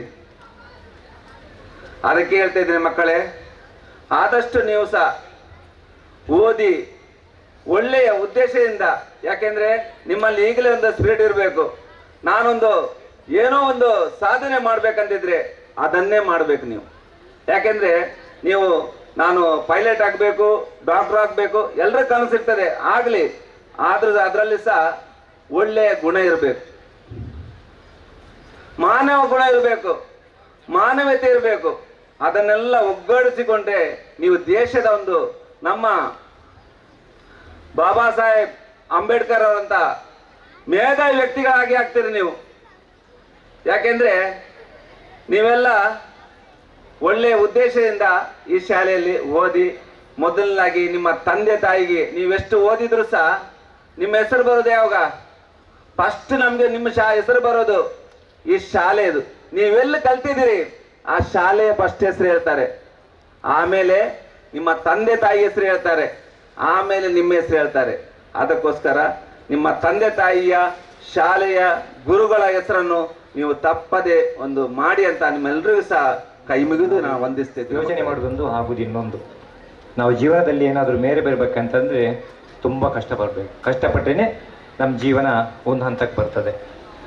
ಉದಾಹರಣೆಗೆ ನಾನೇ ಹೇಳ್ತೇನೆ, ನಮ್ಮ ಹತ್ರ ಏನು ಇರಲಿಲ್ಲ, ನಿಮಗೂ ಅಷ್ಟೇ ವಿದ್ಯಾರ್ಥಿಗಳಿಗೂ ನಾನು ಹೇಳೋದೇನಂತ ಹೇಳಿದರೆ, ನಿಮ್ಮ ಮನಸ್ಸಲ್ಲಿ ಏನಿರ್ಬೇಕಂದ್ರೆ ನಾನೇನಾದರೂ ಒಂದು ಸಾಧನೆ ಮಾಡಬೇಕಂತ ನೀವು ಯೋಚನೆ ಮಾಡಿದ್ರೆ ಖಂಡಿತ ಸಾಧಿಸೇ ಬಿಡ್ತೀರ. ಇದಕ್ಕೆ ನಮಗೆ ಬೇಕಾಗಿರೋದು ಸ್ನೇಹಿತರ ಸಪೋರ್ಟ್. ನಿಜವಾಗ್ಲೂ ಸ್ನೇಹಿತರಿಲ್ಲದೆ ನಮ್ಮ ಹತ್ರ ಏನೂ ಮಾಡ್ಲಿಕ್ಕೆ ಸಾಧ್ಯನೇ ಇಲ್ಲ. ನಾನು ಒಬ್ಬನೇ ಮಾಡ್ತೇನೆ ಅಂತ ಹೇಳಿದ್ರೆ ಖಂಡಿತ ಸಾಧ್ಯ ಇಲ್ಲ. ಈ ಲೈಫ್ ನಮಗೆ ಜೀವನ ಸಿಗೋದು ಒಂದೇ ಸಲ, ಇನ್ನೊಂದು ಸಲ ಅಂತೂ ಖಂಡಿತ ಸಿಗ್ಲಿಕ್ಕೆ ಸಾಧ್ಯನೇ ಇಲ್ಲ. ಅದಕ್ಕೋಸ್ಕರ ಈ ಜೀವನವನ್ನು ಚೆನ್ನಾಗಿ ನಾವು ಎಂಜಾಯ್ ಮಾಡಬೇಕೇ ಹೊರತು ಯಾರ್ದೋ ಬಗ್ಗೆ ಕೆಟ್ಟ ಬಗ್ಗೆ ಯೋಚನೆ ಮಾಡಿ ಜೀವನ ಹಾಳು ಮಾಡ್ಕೊಳ್ಳೋದಕ್ಕಿಂತ ಒಬ್ಬರ ಬಗ್ಗೆ ಒಳ್ಳೇದು ಮಾಡ್ತೇನೆ ಅಂತ ಯೋಚನೆ ಮಾಡಿದ್ರೆ ಖಂಡಿತ ಯಾರಾದರೂ ಒಬ್ರು ನಮ್ಮ ಕೈ ಇಡ್ಲಿಕ್ಕೆ ಖಂಡಿತ ಬಂದೇ ಬರ್ತಾರೆ. ಉದಾಹರಣೆಗೆ ನಾನು ಈಶ್ವರ ಮಲ್ಲಿಯವರು ಹೇಳಿದ ಹಾಗೆ ಟೀಚರ್ಸ್ ಅವರ ಮನೆಯಲ್ಲಿ ಎಷ್ಟೇ ಪ್ರಾಬ್ಲಮ್ ಇದ್ರೂ ಮಕ್ಕಳಿಗೆ ವಿದ್ಯೆ ಕೊಡ್ಲಿಕ್ಕೆ ಬರ್ತಾರಂತ. ನಿಜವಾಗ್ಲೂ ಅದು 100ಕ್ಕೆ 100 ಸತ್ಯ. ಈಗಿನ ಕಾಲದಲ್ಲಿ ಒಂದು ಮನೆಯಲ್ಲಿ 1 ಮಗು 2 ಮಗು ಇದ್ರೆ ಅಪ್ಪ ಅಮ್ಮನಿಗೆ ನೋಡ್ಕೊಳ್ಳಿಕ್ಕೆ ತುಂಬ ಕಷ್ಟ ಆಗುತ್ತೆ. ಅಂಥದ್ರಲ್ಲಿ ಒಂದೊಂದು ಕ್ಲಾಸಲ್ಲಿ 40-50 ವಿದ್ಯಾರ್ಥಿಗಳಿರುವಾಗ ಎಲ್ಲರಿಗೆ ಒಂದೇ ರೀತಿಯ ಭೇದ ಭಾವ ಇಲ್ಲದೆ ಸಮಾನತೆಯಲ್ಲಿ ಪಾಠ ಮಾಡುವವರೇ ಗುರುಗಳು. ನಾವು ಅಪ್ಪ ಅಮ್ಮನಿಗೆ ತುಂಬ ಗೌರವ ಕೊಡಬೇಕಾಗ್ತದೆ. ಯಾಕಂತ ಹೇಳಿದ್ರೆ ಜೀವನದಲ್ಲಿ ಒಂದು ಸಿಗುವಂಥದ್ದು ಗಾಡ್ ಗಿಫ್ಟ್ ಅಂತ ಹೇಳಿದ್ರೆ ಅದು ಅಪ್ಪ ಅಮ್ಮ. ಅವರನ್ನು ಬಿಟ್ಟರೆ ನಿಜವಾದ ಪ್ರೀತಿ ತೋರಿಸೋರು ಬೇರೆ ಯಾರೂ ಇಲ್ಲ. ಅಪ್ಪ ಅಮ್ಮದು ಅನ್ನೋದು ರಿಯಲ್ ಲವ್. ಅವರಿಗೆ ತುಂಬ ಗೌರವ ಕೊಡಿ. ಅದೇ ರೀತಿ ವಿದ್ಯೆ ಕೊಟ್ಟ ಗುರುಗಳಿಗೂ ಅಷ್ಟೇ ನಾವು ಗೌರವ ಕೊಡ್ಬೇಕು. ಯಾಕಂತ ಹೇಳಿದ್ರೆ ಅವರು ಕೊಟ್ಟ ಭಿಕ್ಷೆಯಿಂದ ನಾವು ಇವತ್ತಿಗೂ ನಾವು ಊಟ ಮಾಡ್ತಿದ್ದೇವೆ. ಅವರು ಕೊಟ್ಟ ವಿದ್ಯೆಯಿಂದ ನಾವು ಇವತ್ತಿಗೂ ನಾವು ಊಟ ಮಾಡ್ತಾ ಇದ್ದೇವೆ. ನಮ್ಮ ಜೀವನ ಸಾಗ್ತಾ ಇದೆ. ನಮ್ಮ ಹತ್ರ ಇಲ್ಲದಿದ್ರೆ ನಿಜವಾಗ್ಲೂ ಯಾರು ಇಲ್ಲ, ಯಾರು ಬರಲ್ಲ. ಯಾಕಂತ ಹೇಳಿದ್ರೆ ಉದಾಹರಣೆಗೆ ನಾವು ಸಣ್ಣ ವಯಸ್ಸಲ್ಲಿರುವಾಗ ನಮ್ಮ ಅಪ್ಪ ಅಮ್ಮ ಕೂಲಿ ಕೆಲಸ ಮಾಡಿ ಅಕ್ಕಿ ತಂದು ಬೇಯಿಸಿ 7-7:30 ನಂತರ ನಮಗೆ ಊಟ ನಮ್ಮ ಮನೆಯಲ್ಲಿ. ಎಲ್ಲರೂ ಇದ್ದು ಯಾರು ಇಲ್ಲದವರಾಗಿದ್ವಿ. ಯಾರ್ಯಾರ್ದೋ ಅರ್ಧ ಬಟ್ಟೆ ಹಾಕೊಂಡು ಅರ್ಧ ಚಡ್ಡಿ ಹಾಕೊಂಡು ನಾವೆಲ್ಲ ಸ್ಕೂಲ್ಗೆ ಹೋಗಿದ್ದೇವೆ. ಈಗ ಅಂಥ ಪರಿಸ್ಥಿತಿ ಯಾರಿಗಿಲ್ಲ. ಇದೆಲ್ಲ ನೋಡಿದಾಗ ಹೇಗಿರುತ್ತೆ ಅಂತ ಹೇಳಿದ್ರೆ, ನಾನೊಂದು ಮನೆಯಲ್ಲಿ ಕೆಲಸ ಮಾಡುವಾಗ, ನಮ್ಮ ಅಪ್ಪನ ಮನೆಯಲ್ಲಿ ಕೆಲಸ ಮಾಡುವಾಗ ಒಬ್ಬ ನಮ್ಮ ಸಂಬಂಧಿಕರು ಹೇಳಿದ್ರು, ರವಿ ನೀನು ನಮ್ಮ ಸಂಬಂಧ ಅಂತ ಹೇಳಬೇಡ, ನಮ್ಮ ಕೆಲ್ಸಕ್ಕೆ ಬಂದದಂತ ಹೇಳು ಅಂದರು. ನಿಜವಾಗ್ಲೂ ಬೇಸರ ಯಾವಾಗ ಆಗುದಂತ ಹೇಳಿದ್ರೆ ನಮ್ಮವರೇ ನಮಗೆ ತಿರುಗಿ ಬಿದ್ದಾಗ ತುಂಬ ನೋವಾಗುತ್ತೆ. ನಂಗೆ ತುಂಬ ಬೇಸರ ಆಯಿತು. ಅಪ್ಪನ ಹತ್ರ ಬಂದು ಕೇಳಿದೆ, ವಿಷಯ ಏನಂತ ಹೇಳಿಲ್ಲ. ಅವಾಗ ಅಪ್ಪ ಹೇಳಿದರು, ಅದಕ್ಕೆಲ್ಲ ತಲೆ ಕೆಡಿಸ್ಕೋಬೇಡ, ಒಂದೇ ನಿನ್ನ ಕೈಲಿ ಹಣ ಇರಬೇಕು, ಇಲ್ಲಾಂದರೆ ನಿಂಗೊಂದು ಹೆಸರು ಇರಬೇಕು, ಆವಾಗಲೇ ನಿಂಗೊಂದು ಸಮಾಜದಲ್ಲಿ ಗೌರವ ಅಂತ. ಅವಾಗ ನಾನು ಯೋಚನೆ ಮಾಡಿದೆ ಏನಾದರೂ ಒಂದು ಸಾಧಿಸಬೇಕು ಅಂತ. ನನ್ನ ಫ್ರೆಂಡಲ್ಲಿ ಕೇಳ್ಕೊಂಡಾಗ ಫ್ರೆಂಡ್ ಹೇಳಿದರು, ನೀನು ಕಲ್ತದ್ದು 9th, ಅದು ಕೂಡ 9th ಫೈಲ್, ನಿನ್ನ ಹತ್ರ ಏನು ಮಾಡ್ಲಿಕ್ಕಾಗುತ್ತೆ ಅಂತ. ನಿಜವಾಗ್ಲೂ ನಾನು ಈಗ ಎದೆ ತಟ್ಟಿ ಹೇಳ್ತೇನೆ, ನಾನು 9th ಫೈಲ್. ಖುಷಿ ಇದೆ. ಯಾಕಂತ ಹೇಳಿದ್ರೆ ನಾನು ಇವತ್ತಿಗೆ ಕಲ್ತೊಂದು ಒಳ್ಳೆ ಉದ್ಯೋಗದಲ್ಲಿದ್ದರೆ ಇವತ್ತು ಇಷ್ಟು ಜನರ ಮುಂದೆ ನಾನು ಈ ವೇದಿಕೆಯಲ್ಲಿ ಇರ್ತಿರ್ಲಿಲ್ಲ. ಹೆಂಡತಿ ಮಕ್ಕಳ ಅಂತೇಳಿ ನನ್ನ ಮನೇಲಿ ಇರ್ತಿದ್ದೆ. ಆವಾಗ ಯೋಚನೆ ಮಾಡಿದೆ ಏನಾದರೂ ಮಾಡ್ಬೇಕಂತ ಯೋಚನೆ ಮಾಡಿದಾಗ ನನ್ನ ತಲೆಗೆ ಬಂದದ್ದು ಈ ಯೋಚನೆ. ವೇಷ ಹಾಕಿದೆ. 7 ಜನ ಸ್ನೇಹಿತರಿದ್ದರು. ಅಪ್ಪನ ಹತ್ರ ಕೇಳ್ಕೊಂಡು ಅಪ್ಪ ಹೇಳಿದರು, ಯಾರಿಗಾದ್ರೂ ಉಪಕಾರ ಮಾಡು, ಉಪದ್ರ ಮಾಡ್ಲಿಕ್ಕೆ ಹೋಗ್ಬೇಡ ಅಂದರು. ನಿಜವಾಗ್ಲೂ ಅದೇ ಮಾತು ಇವತ್ತಿಗೆ ನನ್ನ ನಿಷ್ಠಕ್ಕೆ ಬೆಳೆಸಿದೆ. ವೇಷ ಹಾಕಿದೆ. ಇವಾಗ ಎಲ್ಲರಿಗೆ ನಾನು ರವಿ ಕಟ್ಪಾಡಿ ಸಂಬಂಧ. ಇವಾಗ ನಾಯಿ ಬೆಕ್ಕಿಗಿನ ಸಂಬಂಧ. ನಿಜವಾಗ್ಲೂ ಅರ್ಥ ಮಾಡ್ಕೊಳ್ಳಿ, ನಿಮ್ಮ ಹತ್ರ ಏನಿಲ್ಲದಿದ್ರೆ ಯಾರೂ ಇಲ್ಲ. ನೆನಪಿಟ್ಕೊಳ್ಳಿ, ನೀವೇನಾದರೂ ಮಾಡ್ಬೇಕಂತ ನೀವು ಕಷ್ಟಪಡಬೇಕು. ಕಷ್ಟಪಟ್ಟೆ ಮೇಲೆ ಬಂದರೆ ಮಾತ್ರ ಎಲ್ಲರೂ ಸಂಬಂಧಿಕರೆಲ್ಲರೂ ನಮ್ಮ ಹತ್ರ ಬರ್ತಾರೆ. ನೆನಪಿಟ್ಕೊಳ್ಳಿ, ನಮ್ಮ ಹತ್ರ ಇಲ್ಲ ಅಂತ ಹೇಳಿದ್ರೆ ಯಾರೂ ಇಲ್ಲ. ಇಷ್ಟು ನಿಜವಾಗ್ಲೂ ಇದೊಂದು ಆವಿಷ್ಕಾರ, ಜನತಾ ಆವಿಷ್ಕಾರ 2024 ಇದರ ಕಾರ್ಯಕ್ರಮಕ್ಕೆ ನನ್ನನ್ನು ಕರೆದಿದ್ದೀರಾ. ಈ ಸಂತೋಷದ ಸಮಾರಂಭದಲ್ಲಿ ವೇದಿಕೆಯ ಮೇಲೆ ನನಗೊಂದು ಆಸನ ಹಾಕಿ ಮಾತನಾಡಲು ಅವಕಾಶ ಮಾಡಿಕೊಟ್ಟದಕ್ಕೆ ಇಡೀ ನಿಮ್ಮ ಸಂಸ್ಥೆಗೆ, ಶಿಕ್ಷಕ ವರ್ಗಕ್ಕೆ ನಾನು ಚಿರಣಿಯಾಗಿರ್ತೇನೆ. ಜೈ ಹಿಂದ್, ಜೈ ಶ್ರೀರಾಮ್. ಇವತ್ತು ನಾನು ಭಾಗವಹಿಸ್ತಾ ಇದ್ದೇನೆ. ಗೋಪಾಲ್ ಪೂಜಾರ ಮನೆಯಲ್ಲಿ ನಾನಿರುವಾಗ ಗಣೇಶ್ ಮೊಗೇವರು ನೀವು ಬರ್ಬೇಕಂತ ಹೇಳಿದಾಗ ನಾನು ಹೇಳಿದವ್ರ ಹತ್ರ, ನಾವು ದೊಡ್ಡ ಭಾಷಣಗಾರರಲ್ಲ, ನೀವು ಒಳ್ಳೊಳ್ಳೆ ಭಾಷಣ ಮಾಡೋರನ್ನೆಲ್ಲ ಕರೆಸಿದ್ರೆ ಇಲ್ಲಿ ಒಳ್ಳೇದಾಗ್ಬೋದು ಅನ್ನೋ ಮಾತನ್ನು ಹೇಳಿದೆ. ಅದಕ್ಕೆ ಅವ್ರು ಹೇಳಿದರು, ಭಾಷಣ ಏನಿಲ್ಲ, ನೀವು ಬಂದ್ರಾಯ್ತು, ನಮ್ಮೊಟ್ಟಿಗೆ ಕೂತ್ಕೊಂಡ್ರಾಯ್ತು ಅಂತ ಹೇಳಿದರು. ಇಲ್ಲಿಯ ವಾತಾವರಣವೂ ಹಾಗೇ ಇದೆ. ಯಾಕಂತ ಹೇಳಿದರೆ ಅವರು ಭಾಷಣಕ್ಕೆ ಬಹಳಷ್ಟು ಪ್ರಾಮುಖ್ಯತೆಯನ್ನು ಕೊಡದೆ ಬಹುಶಃ ಈ ವ್ಯವಹಾರಕ್ಕೆ ಹೆಚ್ಚಿನ ಒತ್ತು ಕೊಡುವಂಥ ಒಂದು ಕಾರ್ಯಕ್ರಮವನ್ನು ಹಮ್ಮಿಕೊಂಡಿದ್ದಾರೆ. ಬಹುಶಃ ನಾನು ಹೆಚ್ಚಿಗೆ ಮಾತನಾಡ್ತಾ ಇದ್ದರೆ ಇಲ್ಲಿ ನಿಮಗೂ ಕೂತ್ಕೊಳ್ಳಿಕ್ಕೆ ಅಷ್ಟು, ನನಗೂ ಕೂತ್ಕೊಳ್ಳಿಕ್ಕೆ ಅಷ್ಟು ಶಕ್ಯ ಆಗ್ತಾ ಇದೆ. ಅಂಥ ಕಾರ್ಯಕ್ರಮದಲ್ಲಿ ನಾವು ಇವತ್ತು ಪಾಲ್ಗೊಳ್ತಾ ಇದ್ದೇವೆ. ಭಾಳ ಸಂತೋಷ ಆಗಿದೆ ಗಣೇಶ್ ಮೊಗೇವರೇ. ಯಾಕಂತ ಹೇಳಿದರೆ ಇವತ್ತು ಹೊಸ ಹೊಸ ಶಾಲೆಗಳನ್ನು, ಪ್ರೈವೇಟ್ ಇನ್ಸ್ಟಿಟ್ಯೂಷನ್ನ ಪ್ರಾರಂಭ ಮಾಡ್ತಾರೆ. ಅವರು ಕೇವಲ ಸೈನ್ಸ್ ವಿಭಾಗ, ಇಂಜಿನಿಯರ್, ಡಾಕ್ಟರ್ ಮಾಡೋದು, ಒಳ್ಳೆ ಡೊನೇಷನ್ ತೆಗೆದುಕೊಂಡು ಹಣ ಮಾಡೋದು ಬಿಟ್ಟರೆ ಬೇರೆ ಏನು ಮಾಡೋದಿಲ್ಲ. ನೀವು ವಾಣಿಜ್ಯ ವಿಭಾಗವನ್ನು ತೆರೆದಿದ್ದೀರಿ, ಭಾಳ ಸಂತೋಷ.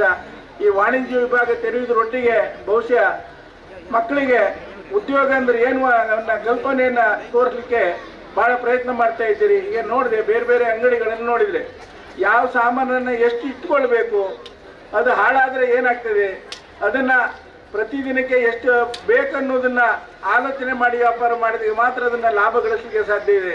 ಆ ನಿಟ್ಟಿನಲ್ಲಿ ಮಕ್ಕಳಿಗೆ ಸರಿಯಾದ ವಿದ್ಯಾಭ್ಯಾಸವನ್ನು ಕೊಡುವಂಥ ವ್ಯವಸ್ಥೆಯನ್ನು ನೀವು ಮಾಡ್ತಾ ಇದ್ದೀರಿ. ಯಾಕಂದರೆ ಒಬ್ಬ ತರಕಾರಿ ವ್ಯಾಪಾರವನ್ನು ಮಾಡಿದರೆ ಅವನಿಗೆ ತರಕಾರಿ ಸಿಗ್ತದೆ ಅಂತ ಮಾರ್ಕೆಟ್ನಲ್ಲಿ ಸಿಗ್ತದೆ ಅಂತ ತಂದಿಟ್ಟರೆ ವ್ಯಾಪಾರ ಆಗದೇ ಇದ್ದರೆ ಬಹುಶಃ ಅವನ ಬಂಡವಾಳ ಎಲ್ಲ ಹೋಗುವ ಸಾಧ್ಯತೆ ಇದೆ. ಅದೇ ರೀತಿಯಲ್ಲಿ ಒಬ್ಬ ಟೀ ಅಂಗಡಿ ಇಟ್ಟರೆ ಅವನು ತಿಂಡಿಯೆಲ್ಲ ಬೆಳಿಗ್ಗೆ ಮಾಡಿ ಇಟ್ಕೊಂಡು ಸಾಯಂಕಾಲದವರೆಗೆ ಕಾಯ್ತಾ ಇದ್ದರೆ ಬಹುಶಃ ವ್ಯಾಪಾರಕ್ಕೆ ಟೀ ಕುಡಿಲಿಕ್ಕೆ ಯಾರು ಬಾರದೇ ಇದ್ದರೆ ಅವನು ವ್ಯವಹಾರದಲ್ಲಿ ಲಾಸ್ ಮಾಡ್ಕೊಳ್ತಾನೆ. ಇದೆಲ್ಲವನ್ನು ಬರೀ ವ್ಯಾಪಾರ ಮಾಡೋದು ಮುಖ್ಯ ಅಲ್ಲ, ವ್ಯಾಪಾರವನ್ನು ಎಷ್ಟು ಮಾಡಬೇಕು, ಹೇಗೆ ಮಾಡಬೇಕು, ಅದರಲ್ಲಿ ಲಾಭವನ್ನು ಹೇಗೆ ತೆಗಿಬೇಕು ಅನ್ನೋದನ್ನು ತಿಳಿಸಿಕೊಡುವಂಥ ವ್ಯವಸ್ಥೆಯನ್ನು ನೀವು ಖಂಡಿತ ಮಾಡಲಿಕ್ಕೆ ಪ್ರಯತ್ನ ಮಾಡಿದ್ದೀರಿ.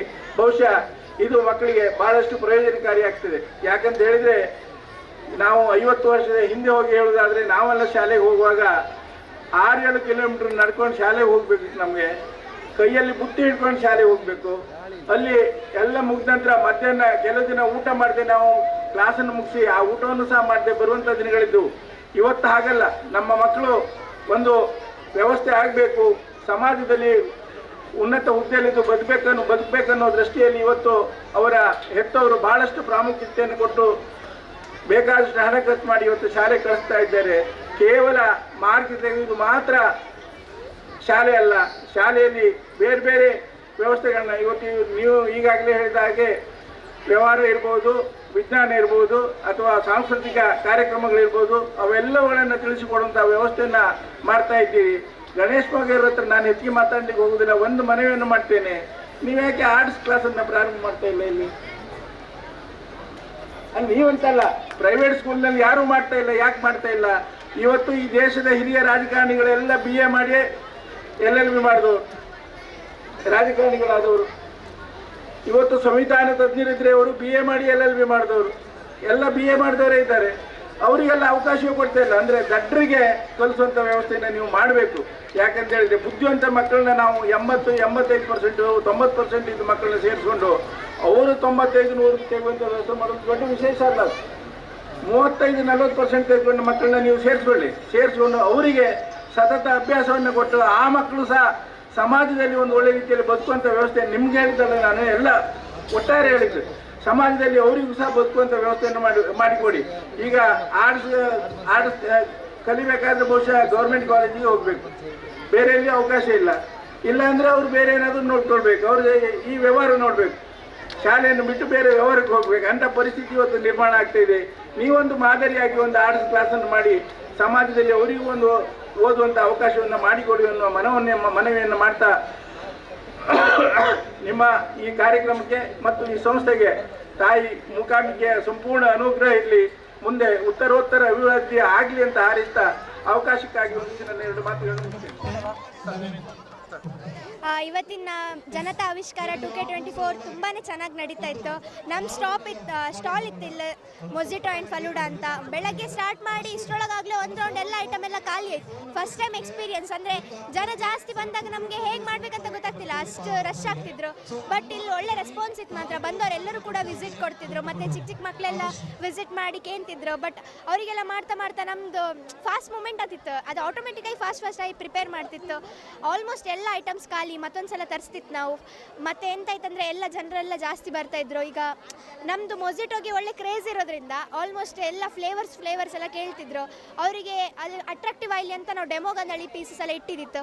ಸೊ ಅದನ್ನು ಕಂಡು ಅವರಿಗೆ ಅಟ್ರಾಕ್ಟ್ ಆಗಿ ಅವರಿಗೆಲ್ಲ ಐಟಮ್ಸ್ ಎಲ್ಲ ಕೇಳ್ತಿದ್ರು. ಸೊ ಅವರಿಗೆಲ್ಲ ಮಾಡಿ ಆಲ್ಮೋಸ್ಟ್ ಒಂದು ಗುಡ್ ಎಕ್ಸ್ಪೀರಿಯನ್ಸ್ ಆಗ್ತಿತ್ತು. ಅಂದರೆ ಬಿಸ್ನೆಸ್ ಅಂದರೆ ಬರೀ ಥಿಯರಿ ಅಂತ ಓದ್ತಿತ್ತು ಇಷ್ಟು ದಿನ. ಬಟ್ ಬಿಸ್ನೆಸ್ ಅಂದರೆ ಈಗ ಈ ಡೇ ಮೂಲಕ ನಾವು ಎಂತ ಅರ್ಥ ಮಾಡ್ಕೊಂತಂದರೆ ಎಲ್ಲ ಬಿಸ್ನೆಸ್ ಅಂದರೆ ನಾವು ಹೇಗೆ ಮಾಡ್ಕೋ, ಎಷ್ಟು ಸ್ಪೀಡ್ ಮಾಡ್ಕತ್ತು, ಅಷ್ಟು ಜನ ಕಸ್ಟಮರ್ ಬಂದಾಗ ಅವ್ರನ್ನೆಲ್ಲ ಹೇಗೆ ರಿಸೀವ್ ಮಾಡ್ಕೋ, ಪ್ರಾಫಿಟ್ ಎಲ್ಲ ಆದಾಗ ಅದನ್ನು ಹೇಗೆ ಶೇರ್ ಮಾಡ್ಕೋ, ಎಲ್ಲ ಒಳ್ಳೆ ಎಕ್ಸ್ಪೀರಿಯನ್ಸ್ ಆಗ್ತಿತ್ತು. ಸೊ ಜನತಾ ಕಾಲೇಜಿಗೆ ನನ್ನ ಕಡೆಯಿಂದ ಥ್ಯಾಂಕ್ಸ್ ಹೇಳೋಕ್ಕೆ ಇಷ್ಟಪಡ್ತೆ. ಒಂದೊಳ್ಳೆ ಪ್ರಾಕ್ಟಿಕಲ್ ಥಿಯರಿ ಇಷ್ಟೇನೆ ಆಗ್ತಿತ್ತು. ಸೊ ಒಂದೊಳ್ಳೆ ಪ್ರಾಕ್ಟಿಕಲ್ ಆಗ್ತಿತ್ತು. ಸೊ ನನ್ನ ಕಡೆಯಿಂದ ಅವ್ರಿಗೆ ಥ್ಯಾಂಕ್ಸ್ ಹೇಳೋಕ್ಕೆ ಇಷ್ಟಪಡ್ತೀನಿ. ತನ್ವಿತಾವಿ, ಫಸ್ಟ್ ಕಾಮರ್ಸ್. ತುಂಬ ಖುಷಿ ಆಯಿತು. ನಾವು ಎಕ್ಸ್ಪೆಕ್ಟ್ ಮಾಡಲಿಲ್ಲ ಇವತ್ತು ಈ ಥರ ಒಂದು ಜನ ಸೇರ್ತಾರೆ ಅಂತೇಳಿ ಹೇಳಿ. ಯಾಕಂದರೆ ಒಳ್ಳೆ ಗ್ರ್ಯಾಂಡಾಗಿ ಪಬ್ಲಿಸಿಟಿ ಮಾಡಿದರು. ಬಟ್ ಈ ಇದು ವೀಕ್ ಎಂಡಲ್ಲ, ವೀಕ್ ಡೇಸಲ್ಲಿ ಇಷ್ಟೊಂದು ಜನ ಸೇರ್ತಾರೆ ಅಂತ ಗೊತ್ತಿಲ್ಲ. ಮಕ್ಕಳ ಜೊತೆಯಲ್ಲಿ ಪೇರೆಂಟ್ಸು ಕೂಡ ತುಂಬ ಜನ ಬಂದಿದ್ದರು. ನಾನು ಕೂಡ ಆ್ಯಸ್ ಎ ಪೇರೆಂಟ್ ಹಾಗೆ ಇಲ್ಲಿ ಒಬ್ಬ ಈ ಮಕ್ಕಳು ಸ್ಟಾಲಿಗೆ ಕಸ್ಟಮರ್ ಆಗಿ ಕೂಡ ತುಂಬ ಎಂಜಾಯ್ ಮಾಡಿದೆ. ತುಂಬ ಖುಷಿ ಆಗ್ತಾಯಿದೆ. ಮಕ್ಕಳು ತುಂಬ ಅಗ್ರೆಸಿವ್ ಆಗಿ ಇದ್ದಾರೆ ಮಕ್ಕಳೆಲ್ಲ. ಯಾಕಂತ ಹೇಳಿದ್ರೆ ಇಂಥ ಬಿಸಿಲಲ್ಲೂ ಕೂಡ ಅವ್ರು ಇರುವಂಥದ್ದು ರೀತಿ ನೋಡಿದರೆ ತುಂಬ ಖುಷಿ ಆಗ್ತದೆ. ಸ್ಟಾಲ್ ಇಟ್ಟವರಂತೂ ಬಿಡಿ, ಅವ್ರು ರಿಯಲ್ ಆಗಿ ಲೈಫ್ ಇಡೀ ಬಿಸ್ನೆಸ್ ಮಾಡೋ ರೀತಿಯಲ್ಲಿ ಒಂದು ಅವ್ರದ್ದು ಈಗ ಗೊತ್ತಾಗ್ತಾ ಇದೆ. ತುಂಬ ಖುಷಿ ಆಯಿತು ಮಕ್ಕಳನ್ನೆಲ್ಲ ನೋಡಿ. ಹೌದು, ಕಾಲೇಜ್ ಅಂತೂ ಬಿಡಿ, ಅದು ಮಾತಿಲ್ಲ. ಯಾಕಂತ ಹೇಳಿದ್ರೆ ನಮ್ಮ ಗಣೇಶ್ ಮಗವೀರವರು ಈ ಕಾಲೇಜ್ ಮಾಡಿದಾಗಿನಿಂದ ಎಲ್ರಿಗೂ ಆ ವೇದಿಕೆಯನ್ನು ಕಲ್ಪಿಸಿ ಕೊಡ್ತಾ ಇದ್ರು. ಇಲ್ಲಿ ಮಕ್ಕಳಿಗೆ ಮಾತ್ರ ಅಲ್ಲ, ಬೇರೆ ಕಲಾವಿದರು ಕೂಡ ಎಷ್ಟೋ ಕಲಾವಿದರು ಬಂದು ಹೋಗ್ತಾ ಇದ್ದಾರೆ ಇಲ್ಲಿಗೆ. ಈ ನೆಲೆಯಲ್ಲಿ ಹೇಳಬೇಕಾದ್ರೆ ಅವ್ರದ್ದೊಂದು ದೊಡ್ಡ ಸಾಧನೆ ಇದು. ಈ ಒಂದು ಶಾರ್ಟ್ ಪೀರಿಯಡಲ್ಲಿ ಇಷ್ಟೊಂದು ಮಾಡಿರೋದು ದೊಡ್ಡ ಸಾಧನೆ. ಇಂದು ಕೂಡ ಅವರು ಹೆಚ್ಚಿನ ಸಾಧನೆಯನ್ನು ಮಾಡಲಿ ಅನ್ನೋದು ನಮ್ಮ ಅಭಿಲಾಷೆ. ಎಷ್ಟೊಂದು 4,000 ಮಕ್ಕಳಿದ್ದಾರೆ ಇಲ್ಲಿ. ನೀವೆಲ್ಲ ಸಹ ಇವತ್ತಿನಿಂದ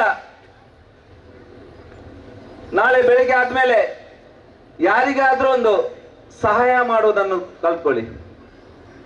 ಬೆಳಿಗ್ಗೆ ಎದ್ದ ಮೇಲೆ ನಿಮ್ಮ ಕೈಯಲ್ಲಿ ಏನಾಗ್ತದೆ ಅದನ್ನು ಸಹಾಯ ಮಾಡಿ. ಹಣ ಅಲ್ಲ. ನೀವು ಎಲ್ಲಾದ್ರೂ ದಾರಿಯಲ್ಲಿ ಹೋಗುವಾಗ ಯಾರಾದ್ರೂ ವಯಸ್ಸಾದರೂ ಇದ್ರೆ ದಾರಿಯಿಂದ ಈಚೆ ಮಾಡೋದನ್ನು ಸಹಾಯ ಮಾಡಿದ್ರು ಸಾಕು. ಆ ಗುಣವನ್ನು ನೀವು ಮಾಡ್ಕೊಳ್ಬೇಕು. ಈಗಲಿಂದ ಸ್ಟಾರ್ಟ್ ಮಾಡಬೇಕು. ಯಾಕೆಂದ್ರೆ ಒಬ್ಬರಿಗೆ ಸಹಾಯ ಮಾಡೋ ಗುಣ ಇಟ್ಕೊಂಡ್ರೆ ನಿಮ್ಗೆ ಮತ್ತೊಂದು ದಿನ ನೀವು ಎಂತ ಒಂದು ವ್ಯವಹಾರ ಮಾಡಿದ್ರು ಸಹ ನಿಮ್ಗೆ ಪ್ರತಿಫಲ ಇರ್ತದೆ. ದೇವರು ಎಲ್ಲಿದ್ರು ಸಹ ನಿಮ್ಗೆ ಒಳ್ಳೇದು ಮಾಡ್ತಾರೆ. ಯಾಕೆಂದ್ರೆ ಇವತ್ತು ನಾನು ಎಷ್ಟೋ ಕಷ್ಟದಲ್ಲಿದ್ದವರಿಗೆ ಸಹ, ನೀರಿಗೆ ಬಿದ್ದವರಿರ್ಲಿ ಅಲ್ಲ, ಏನಾದ್ರೂ ಮಾಡಿದ್ರೆ ಆತ ಆಂಬುಲೆನ್ಸ್ ಅಲ್ಲಿ ಕರ್ಕೊಂಡು ಹೋದ್ರೆ ಇವತ್ತು ನನಗೆ ಜನಗಳು ಸಹಾಯ ಮಾಡಿದ್ದಾರೆ. ಭಗವಂತನ ಪ್ರೇರಣೆ ಇಲ್ಲದೆ ಒಂದು ಹುಲ್ಲು ಕಡ್ಡಿ ಅಲ್ಲಾಡಲ್ಲ. ಅದೇ ರೀತಿ ಇವತ್ತು ಕರ್ನಾಟಕದ ಅದಲ್ಲದೆ ಕೇರಳದ ಪ್ರತಿಯೊಬ್ಬ ಜನಗಳ ಆಶೀರ್ವಾದದಿಂದ ನನ್ನ ಇವತ್ತು 2 ವಿಶೇಷ ಚೇತನ ಮಕ್ಕಳನ್ನು ಕೇರಳದಲ್ಲಿ ಟ್ರೀಟ್ಮೆಂಟ್ ಕೊಟ್ಟ ಆ ಡಾಕ್ಟರ್ಗಳು, ಯಾಕೆಂದ್ರೆ ನಾನು ಸೇವೆ ಮಾಡಿದ್ದನ್ನು ನೋಡಿ ಇಡೀ ನಮ್ಮ ಕರ್ನಾಟಕ ಆಗಲಿ ಕೇರಳ ಆಗಲಿ ಅವರ ಆಶೀರ್ವಾದ ಫಲದಿಂದ ನನ್ನ 2 ಮಕ್ಕಳು ಸಹ ವಿಶೇಷ ಜನ. ಇವತ್ತು ದೊಡ್ಡವನು ಕಾರ್ತಿಕ್ ಸ್ಟೂಲಲ್ಲಿ ಹೋಗ್ತಾ ಇದ್ದಾನೆ. ಯಾಕೆಂದ್ರೆ 23 ವರ್ಷವ ಮಲಗಿದಲ್ಲೇ ಇದ್ದ, ಈಗ ವೀಲ್ ಚೇರ್ ಅಲ್ಲಿ ಹೋಗ್ತಾ ಇದ್ದಾನೆ. 2ನೇ ಮಗಳು ಬ್ರಾಹ್ಮಿ 7 ವರ್ಷದವಳು, ನಡೆಯುವುದಿಲ್ಲ, ಈಗ ನಡೀತಾ ಇದ್ದಾಳೆ. ಅದಕ್ಕೆ ಹೇಳ್ತಾ ಇದ್ದೇನೆ ಮಕ್ಕಳೇ, ಯಾವತ್ತಿದ್ರು ಸಹ ನಾವು ಚಿಕ್ಕ ವಯಸ್ಸಲ್ಲೇ ಯಾರಿಗಾದ್ರೂ ನಮ್ಮ ಕೈಯಲ್ಲಾದ ಒಂದು ಸಹಾಯ ಮಾಡೋದನ್ನು ಕಲ್ತ್ಕೊಳ್ಳಿ. ಅದರಿಂದ ನಿಮ್ಗೆಲ್ರಿಗೂ ಸಹ ಒಳ್ಳೇದಾಗ್ತದೆ. ನೀವೆಲ್ಲ ಒಳ್ಳೆ ಸಾಧನೆಯನ್ನು ಮಾಡಿ ಅಂತ ನಾನು ನಿಮ್ಮೆಲ್ಲರಿಗೂ ಪ್ರಾರ್ಥಿಸ್ತಾ, ಇವತ್ತು ನನಗೆ ಮಾತನಾಡಲು ಅವಕಾಶ ಮಾಡಿಕೊಟ್ಟ ಈ ಶಾಲೆಯ ಪ್ರಿನ್ಸಿಪಲ್ ಸರ್ ಗಣೇಶ್ ಸರ್ಗೂ ಹಾಗೂ ಎಲ್ಲ ಟೀಚರ್ಸ್ ಎಲ್ಲ ಗುರುಗಳಿಗೆ ಸಹ ನಾನು ವಂದಿಸ್ತಾ, ಮಾತನಾಡಲು ಅವಕಾಶ ಮಾಡಿಕೊಟ್ಟ ನಿಮಗೆ ವಂದಿಸ್ತಾ, ಜೈ ಹಿಂದ್, ಜೈ ಕರ್ನಾಟಕ ಮಾತೆ.